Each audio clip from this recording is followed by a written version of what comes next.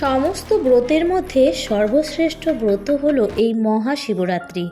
হিন্দু সম্প্রদায়ের প্রায় সকলের কাছেই একটি অত্যন্ত গুরুত্বপূর্ণ ধর্মীয় আচার অনুষ্ঠান এই মহাশিবরাত্রি। এই মহাশিবরাত্রি ফাল্গুন মাসের কৃষ্ণপক্ষের চতুর্দশ তিথিতে পালন করা হয়। মহাশিবরাত্রি হল হিন্দু ধর্মের সর্বোচ্চ আরাধ্যা দেবাদিদেব মহাদেব শিবের মহারাত্রি। শুধুমাত্র ভারতবর্ষেই নয়, বিশ্বের বিভিন্ন দেশের কোটি কোটি মানুষ এই মহাশিবরাত্রি পালন করে থাকেন। আর আপনি যদি ভেবে থাকেন যে এই শিবরাত্রি ব্রত পালন কেবলমাত্র মহিলারাই করে থাকেন, তবে আপনি ভুল ভাবছেন।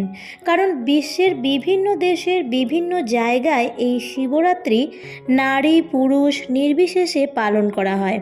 কিন্তু প্রশ্ন হলো যে শিবরাত্রি কেন পালন করা হয়? কেনই বা বিভিন্ন দেশের কোটি কোটি সাধারণ মানুষ, তা সে নারী হোক বা পুরুষ হোক, শিক্ষিত হোক বা অশিক্ষিত হোক, সকলেই বর্তমানে শিবরাত্রি পালন করছেন।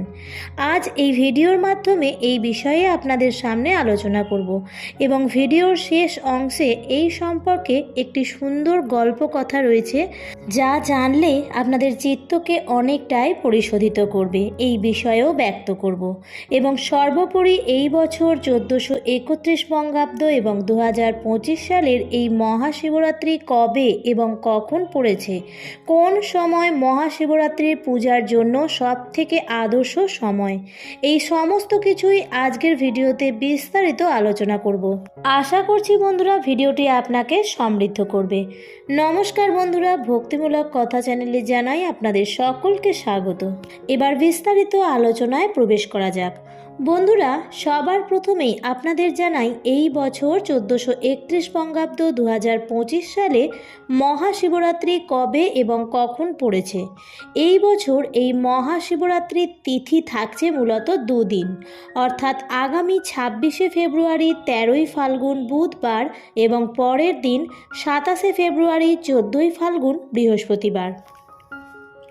শিবরাত্রি মূলত পালন করা হয় চতুর্দশীর তিথিতে, আর এই চতুর্দশীর তিথি শুরু হচ্ছে 26শে ফেব্রুয়ারি 13ই ফাল্গুন সকাল 9:42 থেকে, যা থাকছে পরের দিন 27শে ফেব্রুয়ারি 14ই ফাল্গুন সকাল 8:31 পর্যন্ত। সেই কারণে এই বছরের শিবরাত্রি বুধ এবং বৃহস্পতিবার মূলত এই দুই দিনকেই ধরা হচ্ছে। তবে শিবরাত্রির যে প্রধান পূজা, যাকে আমরা নিশীথ পূজা বলে থাকি, তা মূলত রাত্রিকালেই সম্পন্ন হয়। তাই এই বছরের মহাশিবরাত্রির প্রধান দিন হিসেবে গণ্য করা হচ্ছে আগামী 26শে ফেব্রুয়ারি 13ই ফাল্গুন বুধবার দিন। মহাশিবরাত্রি যদি এই বছর পালন করতে চান, বাবার পূজা যদি দিতে চান, তাহলে বুধবার দিনটি সব থেকে এই বছরের জন্য আদর্শ দিন। বুধবার সন্ধ্যা 6:19 থেকে বাবার প্রথম প্রহরের পুজো শুরু করা যাবে এবং মহাশিবরাত্রির যে প্রধান পূজা, যাকে নিশীথ পূজা বলা হয়, তা সম্পন্ন করতে হবে বুধবার রাত্রি 12:09 থেকে 12:59 পর্যন্ত। যদিও ইংরেজি ক্যালেন্ডার অনুযায়ী এই সময় বৃহস্পতিবার পড়ে গেছে, কারণ ইংরেজি ক্যালেন্ডারের অনুযায়ী রাত্রি 12টার পর থেকে দিন শুরু হয়, আর বাংলার হিন্দু পঞ্চাঙ্গ অনুসারে দিন শুরু হয় সূর্যোদয়ের পর। তাই এই সময়কালটি হিন্দু পঞ্চাঙ্গ এবং বাংলা পঞ্জিকা অনুসারে বুধবার দিনের মধ্যেই পড়ছে। আশা করি এই বিষয়টি এবার বুঝতে পেরেছেন। তাই যারা শিবরাত্রি এই বছর পালন করতে চান, তারা তাহলে বুধবার দিন সম্পন্ন করুন এবং বুধবার দিন উপবাস রাখুন। যদি কেউ কোনো কারণে তা না পারেন, তাহলে গোস্বামী মতে অবশ্যই বৃহস্পতিবার দিনও চতুর্দশী তিথি ছাড়ার পূর্বেও আপনি শিবরাত্রি পূজা সম্পন্ন করতে পারবেন। অর্থাৎ বৃহস্পতিবার সকাল 8:31 পূর্বে শিবরাত্রির পূজা সম্পন্ন করা যাবে। তবে শিবরাত্রির পূজা যেহেতু রাত্রিকালীন পূজা, তাই রাতের বেলায় পূজা করাই সর্বোত্তম। এইবার বন্ধুরা আপনাদের জানিয়ে দেব যে কেন আপামর দেশবাসী এই মহাশিবরাত্রি পালন করে থাকেন, এবং শুধু ভারতবর্ষেই নয়, পৃথিবীর সর্বত্রই এই মহাশিবরাত্রি কেন পালন করা হয়। কারণ আপনি যদি এই মহাশিবরাত্রি পালন করতে চান তাহলে সবার প্রথমেই এই বিষয়টি আগে জানা প্রয়োজন। তা না হলে শিবরাত্রি পালনের কোনোরূপ কোনো অর্থ হয় না। বন্ধুরা, মহাশিবরাত্রি হলো এমন একটি দিন যে দিনে ভারতবর্ষে 12টি জ্যোতির্লিঙ্গের পূজা হয়। এই প্রসঙ্গে বলে রাখা প্রয়োজন, জ্যোতির্লিঙ্গ বলতে বোঝায় জাগ্রত শিব মন্দির। শিব কথার অর্থ হলো কল্যাণকারী, শিবলিঙ্গ অর্থাৎ কল্যাণকারী চিহ্ন। বৈদিক মন্ত্রে শিবই হলেন জগতের ঈশ্বর।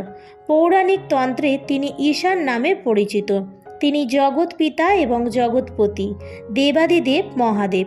তিনি সর্বশক্তিমান, জ্ঞানের সাগর, পরম পবিত্র, সুখ শান্তির সাগর। তাই শিবের আরাধনা করার দ্বারা সমস্ত পাপ থেকে মুক্তি লাভ সম্ভব। আর মহাশিবরাত্রি সেই সন্ধিক্ষণ বা মাহেন্দ্রক্ষণ যখন নিষ্ঠা ও ভক্তির দ্বারা মহাদেবের আরাধনার ফলে মোক্ষ লাভ সম্ভব। মনের ভেতরে থাকা সমস্ত অন্ধকার ও অজ্ঞতা দূর করার জন্য এই মহাশিবরাত্রির ব্রত পালন করা হয়। কিন্তু সবথেকে বড় প্রশ্ন হলো, এই দিন এতটা গুরুত্বপূর্ণ কেন? এর পেছনে যে কারণ রয়েছে, হিন্দু পুরাণ তথা শিব পুরাণ অনুসারে এই রাত্রেই মহাদেব বা শিব তিনি সৃষ্টি, স্থিতি ও প্রলয়ের মহাতাণ্ডব নৃত্য করেছিলেন। আর মহাদেবের এই নৃত্যে ভয়ঙ্কর প্রলয় সৃষ্টি হয়েছিল। মহাদেবের এই প্রলয় নৃত্য বন্ধ করার উদ্দেশ্যেই মহাদেবকে সন্তুষ্ট করার জন্যই এই শিবরাত্রি পালন করা হয়। আবার এই রাত্রি শিব ও পার্বতীর বিবাহ সম্পন্ন হয়েছিল। সুতরাং এর নিগূঢ় অর্থ হল শিব ও শক্তি তথা পুরুষ এবং আদিশক্তি বা পরাপ্রকৃতির মিলন ঘটেছিল এই মহাশিবরাত্রির সন্ধিক্ষণেই। এবং সব থেকে যেটা বেশি গুরুত্বপূর্ণ তা হলো, আমরা দেবাদিদেব মহাদেবকে লিঙ্গ হিসেবে পূজা করি, অর্থাৎ শিবলিঙ্গ হিসেবে আমরা যে পূজা করি, এই মহাশিবরাত্রিতে শিব তার প্রতীক এই যে শিবলিঙ্গ রূপেই প্রকাশিত হয়েছিলেন। এবং এই শিবলিঙ্গ রূপে প্রকাশিত হয়ে সমস্ত জীবের পাপ নাশ এবং মুক্তির পথ দেখিয়েছিলেন তিনি। অর্থাৎ এই মহাশিবরাত্রির সন্ধিক্ষণে একদিকে যেমন প্রলয় সৃষ্টি করে সমস্ত কিছু ধ্বংস করেছিলেন তিনি, ঠিক তেমনই নতুন করে জীবনের সৃষ্টি করেছিলেন তিনি। যে কারণে এই দিনটি অত্যন্ত গুরুত্বপূর্ণ আমাদের শাস্ত্রে বারবারই বর্ণিত রয়েছে। তাই এই দিনটি অত্যন্ত পবিত্র একটি দিন। আর এই দিনে যদি ব্রত রাখা যায়, অর্থাৎ নিষ্ঠা ও ভক্তি সহকারে যদি এই দিনটি পালন করা সম্ভব হয়, তাহলে সেক্ষেত্রে আমাদের ভেতরে রজগুণ এবং তমগুণকে নিয়ন্ত্রণে রাখা সম্ভব হয়। এই প্রসঙ্গে বলে রাখি, আমাদের প্রত্যেকের ভেতরেই 3টি গুণ রয়েছে: সত্ত্বগুণ, রজগুণ এবং তমগুণ।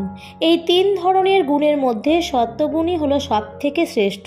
আর রজগুণ এবং তমগুণ এটা মানুষকে আধ্যাত্মিক দিক থেকে অনেকটাই দূরে সরিয়ে দেয়। শিবপুরাণে এই বিষয়ে একটি সুন্দর কাহিনী বর্ণিত আছে। ত্রেতা যুগে কোনো এক নগরে বিল্ল নামে কোনো এক ব্যাধ বাস করতেন। স্বভাবে সে ছিল অত্যন্ত নিষ্ঠুর এবং ধৈর্যপরায়ণ। তার কাজ ছিল বনের হরিণ হত্যা করে তার মাংস বিক্রি করা। কখনো কখনো সে অকারণে হরিণ বধ করত এবং তার ফলে জীবনে সে প্রচুর পাপ জমা করেছিল। এইরকমই একদিন শিকারে বেরিয়ে তার খুব দেরি হওয়ার ফলে সে জঙ্গলে পথ হারিয়ে একটি গাছের উপর বসে আশ্রয় নেয়। কোনো শিকার না পেয়ে সে হতাশ হয়ে গাছ থেকে একটি পাতা ছিঁড়ে নিচে ফেলতে থাকে। সেই গাছটি ছিল বেলগাছ।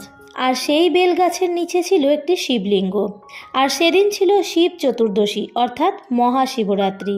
তারপর ব্যাধও ছিল উপবাসী, অর্থাৎ সারাদিন তার কিছুই খাওয়া হয়নি। ব্যাধের ফেলা বেলপাতাগুলো শিবলিঙ্গের মাথায় পড়ে এবং এর সাথে তার খাবারের জল থেকেও কিছুটা জল শিবলিঙ্গের মাথায় পড়ে। আশুতোষ মহাদেব সেই জল এবং বেলপাতাকে ব্যাধের পুজো বলে গ্রহণ করে অত্যন্ত খুশি হন। মহাদেব খুশি হওয়ায় ব্যাধের জন্মকৃত পাপ অনেকাংশেই দূর হয়ে যায়। আর এরপর ব্যাধ যখন বাড়ি ফিরে আসে, তখন সে তার নিজের খাবার এক অতিথিকে দিয়ে দেয়। এতে তার ব্রতের পরম ফল লাভ হয়। এই ঘটনার পর থেকেই ব্যাধের মনে এক অভূতপূর্ব পরিবর্তন লক্ষ্য করা যায়। ব্যাধ তার নিষ্ঠুর হিংসা মনোবৃত্তি পরিত্যাগ করে অন্য পেশায় নিজেকে নিয়োজিত করে এবং পরোপকারী ও আধ্যাত্মিক চিন্তায় নিজে মগ্ন হয় এবং মৃত্যুর পর জন্ম মৃত্যুর চক্রের বন্ধন থেকেও মুক্তি পেয়ে পরম মোক্ষ লাভ করে। এই হলো শিব পূজা করার মহাফল। শিব হলেন আশুতোষ, তাই তাকে সামান্য ভক্তিতেই জয় করা যায়, শিব সান্নিধ্য লাভ করা যায়। যাই হোক বন্ধুরা, ভিডিওটি এই পর্যন্তই। ভিডিওটি দেখে যদি ভালো লাগে তাহলে অবশ্যই লাইক, কমেন্ট এবং শেয়ার করতে ভুলবেন না। এবং এই ধরনের আরও ভিডিও পাওয়ার জন্য চ্যানেলটিকে সাবস্ক্রাইব করে পাশে থাকা বেল আইকনটির অল লেখাটিতে ক্লিক করে দেবেন। আবারও দেখা হবে পরবর্তী নতুন কোনো ভিডিওতে। ভালো থাকবেন, সুস্থ থাকবেন, ধন্যবাদ।